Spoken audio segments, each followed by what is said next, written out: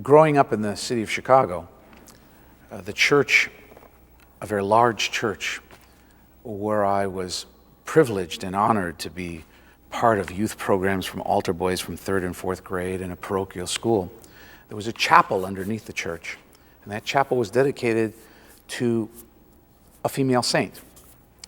And I remember this great icon. It was not a Byzantine icon, it was a Western artist who painted an icon with Catherine standing next to this wheel with ugly spokes, with ugly razor blades coming out of this wheel. And I remember being told about the martyrdom of Catherine and about the horrible tortures that she would suffer. And sometimes we used to do hide and seek in the church, and we were never afraid. On one of those occasions, as I saw the face of St. Catherine, I noticed in the window, because as I was looking at the face of St. Catherine, my peripheral vision caught an image in the window that backed up to an alley, in a plain, clear glass window. It was a shadow, and the shadow was definitely an angel.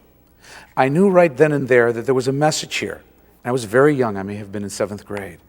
I didn't know how to put that message in context, but I went to my grandmother and to my mother and I said, this is what happened. And I remember not telling them out of fear, because my mother said, weren't you afraid? And I said, no. Afraid of what? I believe that an angel directed me to remain faithful in the church because of what the future was going to be blessed with in my life, and that is the priesthood. I believe that was the first of the signs that God gave me as a very young, innocent child, reflecting his face on the icon of St. Catherine and catching in the peripheral vision an angel in the window.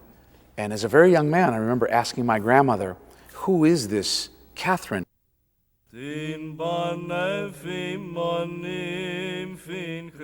St. Catherine was born approximately 290 AD. Her parents, she came from a wealthy family, and many sources say even of royal lineage. She was extremely beautiful and extremely brilliant. She was an accomplished scholar, which is no surprise being from Alexandria, because Alexandria was the seat of knowledge of a certain type. I think one has to understand too that at this time we're talking St. Catherine was about 18 years of age, which was, for someone who was single, she was an old maid, so to speak. In the ancient world, it was not at all unusual at least to have betrothed your child, sometimes by the age of as young as 6 years old. So, and many girls would be married by the time they were 16 years old. The men usually older. Well, here was St. Catherine, 18 years old, and her mother now feels that this is, one thing I have to do as a dutiful mother, I have to marry off my daughter. Well, sure enough, one suitor after another is presented to Catherine, and she doesn't approve of any of them. It seemed for Catherine, nobody fit the bill. They were not good enough for her. And there was no man perfect enough for her, so to speak. It's a little perplexing to know how to depict the beauty that we read about in the life of Catherine, the physical beauty. She's said to have had so many suitors or people clamoring after her affections and attention, and how to do that and yet also give equal credence to her spiritual beauty. And so there's a tension that's required in iconography, not to cause an imbalance of one with the other. She, As a child, was not necessarily raised as a Christian, but her mother was a Christian in secret. Again, an indication of how dangerous it was during this period of time for one to practice the Christian faith. And her mother had a spiritual father who directed her life on the path of Christ. And eventually, Catherine's mother brought Catherine to this spiritual leader. The spiritual father says to Catherine that I have the perfect person for you. He's the wisest man in the world. He's the richest man in the world. He's the most beautiful man in the world. And St. Catherine became interested. And she says, who is this man? I want to see him. And he shows her an icon of the Virgin Mary holding the Christ child and says, here he is. So the spiritual father told St. Catherine to go home, to pray and to fast, and there you will see your future husband. So St. Catherine does that. And she falls asleep. She prays for hours on end and she falls asleep. During this sleep, she has a vision. And in the vision are the Virgin Mary and Christ. And the Virgin Mary presents Christ to her. She sees Christ in the dream. Christ won't even look at her because he sees that she's not baptized. Jesus Christ, he says it specifically, not through a parable, not through a story, or for a way to you to figure it out. But he emphatically says that in order for us to get to the kingdom of heaven, we need to be baptized by water and spirit. And he says this in the Gospel of John to Nicodemus. St. Catherine then awakens, tells her mother, she goes back to the spiritual father, and the spiritual father explains to her why. Because she is not a Christian. That she may have the wisdom of the world, but she doesn't have the wisdom of Christ. She may have the nobility of the world, but she doesn't have the nobility of being a Christian. That she may be beautiful, but she doesn't have that spiritual beauty, and so on and so forth. We see now the entrance of St. Catherine by the spiritual father, bringing her now into a new life, to the threshold of Christianity. So realizing now this, St. Catherine, she strips herself of her knowledge of wisdom, and now she begins to open her heart through humility to be catechized, which means to be taught by mouth. And so he begins to catechize her, from Adam all the way down to the second coming of Christ. And St. Catherine then says she wants to be baptized by the spiritual father. And of course, he baptizes her. And he tells her, go back again, fast and pray. So she goes back home, she has nothing to eat the rest of that day, that evening, prays, and again falls asleep. And once again, the Virgin Mary visits her holding the Christ child. But this time, Christ is looking at her and welcomes her and calls her his bride. He is well pleased now because, of course, she is baptized, and he gives her a ring and puts the ring on her finger. It is a ring which unites her to him. And when she awakes from this vision, she's wearing the ring. He has chosen her to be his bride. In other words, what Christ does with each and every Christian, he joins himself with us. Whether we are single or married, whether we are monastic or clergy or laity, we are all joined to Christ. No sooner St. Catherine, a Christian, that the emperor Maximus comes into the city of Alexandria, Egypt. Now, the one way that we can probably understand the person of Maxentius would be to equate him with somebody today like Saddam Hussein. Maxentius had total control, total power. He really did not care about his subjects as much as he cared about his own personal wealth and pleasure. Christianity was an illegal phenomenon because the Christians, in being faithful to God, would refuse to worship the emperor. And part of the pagan religion was emperor worship. Most of the emperors, of course, were very offended by that and were determined to try to wipe out Christianity. So the Emperor Maxentius calls everybody together for a big pagan feast. At this festival, they would bring animals and slaughter them so that they could pay homage to one of these pagan gods. In the middle of this great public display of pagan ritual and pagan overindulgence, in walks the innocent Catherine, an 18-year-old. And she demands to see the emperor. Of course, most of the people around, even the ones who happened to be listening to her, thought it was a joke, but soon she finds herself face to face with Maxentius. And what she basically does is she demeans all the gods, including the god that they are honoring, in front of all the crowds of people, in front of the emperor. And she begins to preach about Christ. Maximus is dumbfounded. First of all, that anyone would address him, the all-powerful emperor, but a woman? For this young girl to go before an emperor and to speak in such a way before him was revolutionary. It was unheard of. what's really impressive about this moment is that she is an 18-year-old girl. And how she knew that her life could be at stake to approach a man to tell him that what he's doing in life is wrong.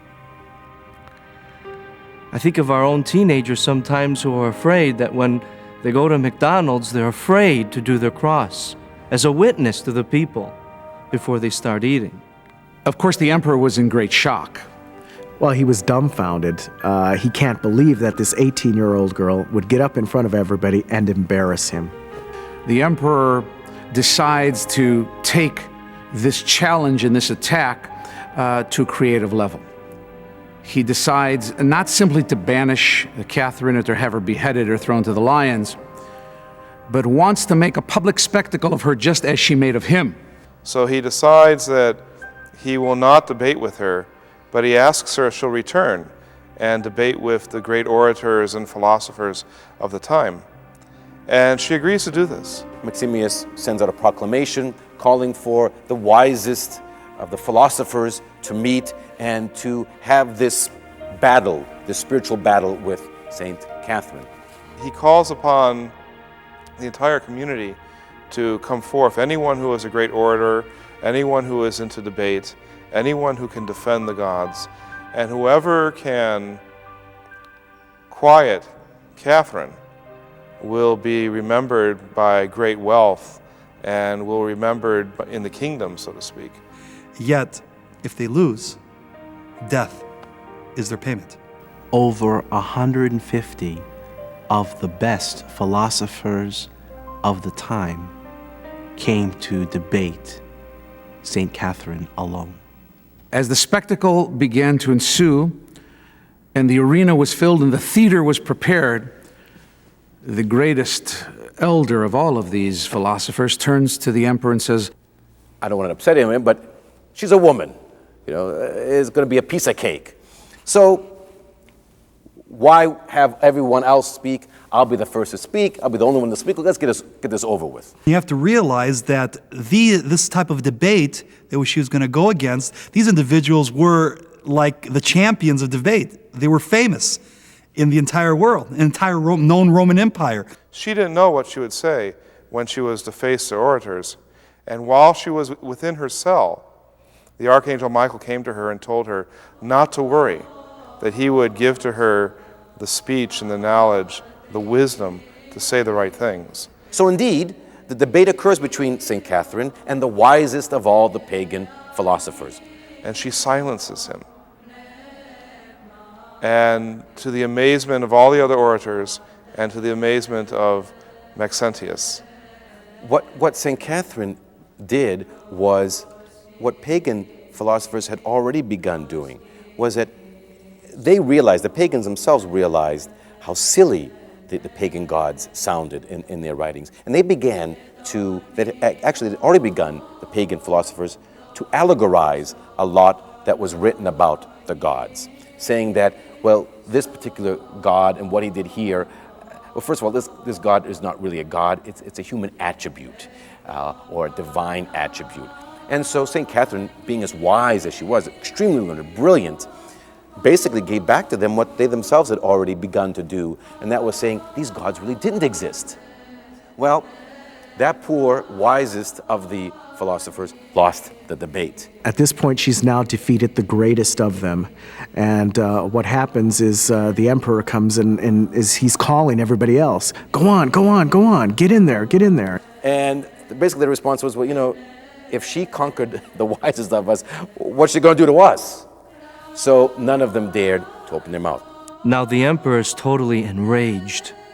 The fact that his best philosophers and orators failed. So he orders a big fire to be built in which he was going to throw and burn all the orators and the philosophers that refused to challenge St. Catherine. But before they were thrown into the fire, all of them knelt before St. Catherine, even the elder among them, asking that she bless them and that she baptize them. Those philosophers and orators realized that they were not dealing with just a mere young woman, but they were dealing with a very special woman that was filled with God. And right before they went to the fire, to their martyrdom, she baptized every single one of them. St. Catherine made the sign of the cross over each and every one of them and told them that their martyrdom in the fire would be their baptism, literally baptism by fire. To prove of their instant conversion and their salvation in Christ, God again shows his miracle. The bodies were completely intact, much like the bodies of so many martyrs after they are exhumed from the ground after years or returned to the churches where they have been kept in secret. We find that after hundreds of years, their bodies are still intact. These men, too, were still intact. They were martyrs for Christ. So here was this 18-year-old woman, what would be the age of our seniors in high school, that is able to confound the wisest of all these philosophers, and all the philosophers, and even the emperor himself, to the point that these philosophers would become Christians. And not only Christians, but would be willing to become martyrs for Christ. Maxentius is still in such a rage, he cannot get over the fact that Catherine has subdued and just baffled all of the orators. And so he takes her and he has her imprisoned. And he orders her to be beaten with leather straps for about 2 hours. And an attention for what she has witnessed. And she leaves. Eventually the emperor comes back and he sees Catherine. He couldn't believe how radiant she still looked.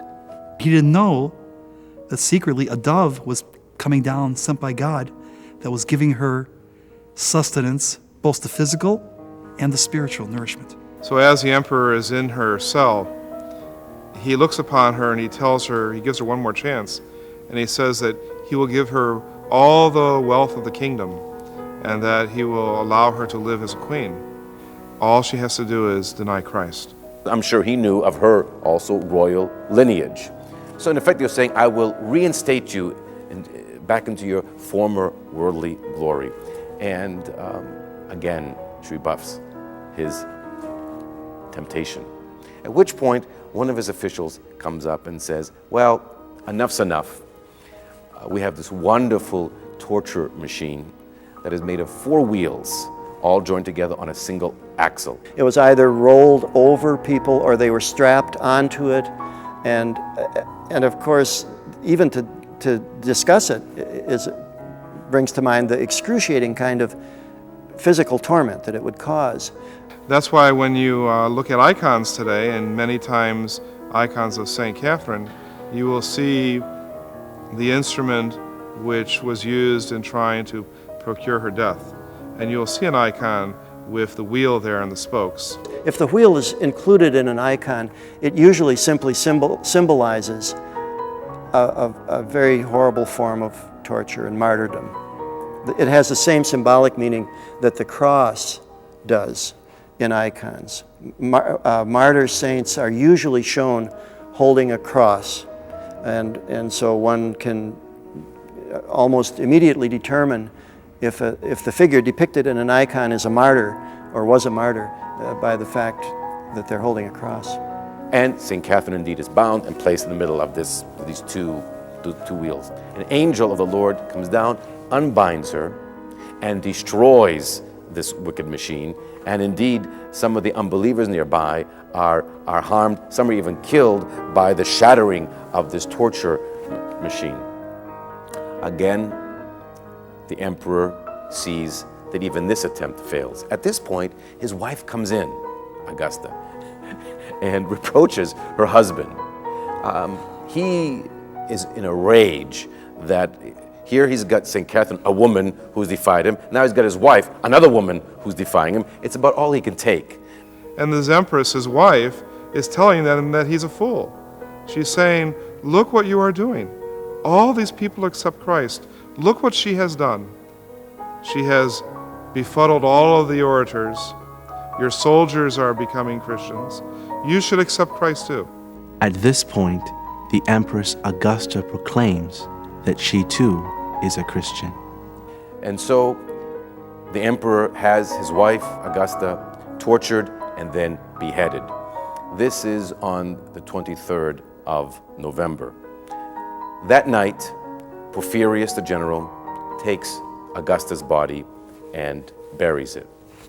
And the next day, on the 24th, Porphyrius, together with his soldiers who had escorted Augusta to the prison when she wanted to visit with St. Catherine, proclaim also to the emperor that they too believe in Christ, that they have been converted and they are now Christians. The emperor wails. It seems like Maxentius just doesn't get it. And he turns to his officers, and even his officers are bowing to Catherine. And he immediately destroys more of his soldiers, and it seems as if he just can't learn his lesson. To make matters worse then, the 200 soldiers also announce they too have become Christians. And so the emperor then has all of them tortured and beheaded. This is the 24th of November.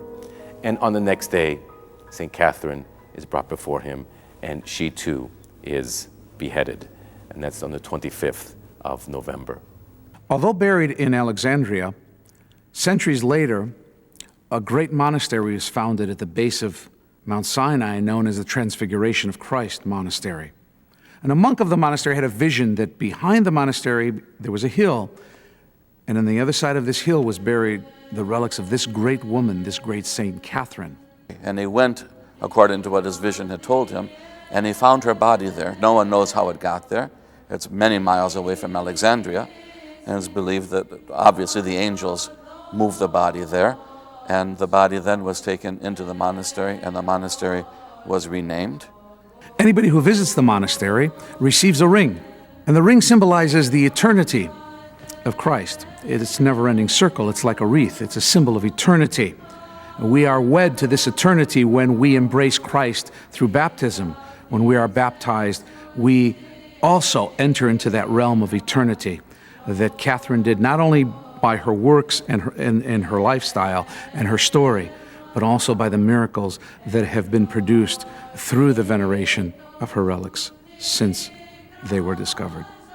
And if you go to St. Catherine's Monastery today and venerate her relics, you'll find still on her hand the ring that was given to her by Christ.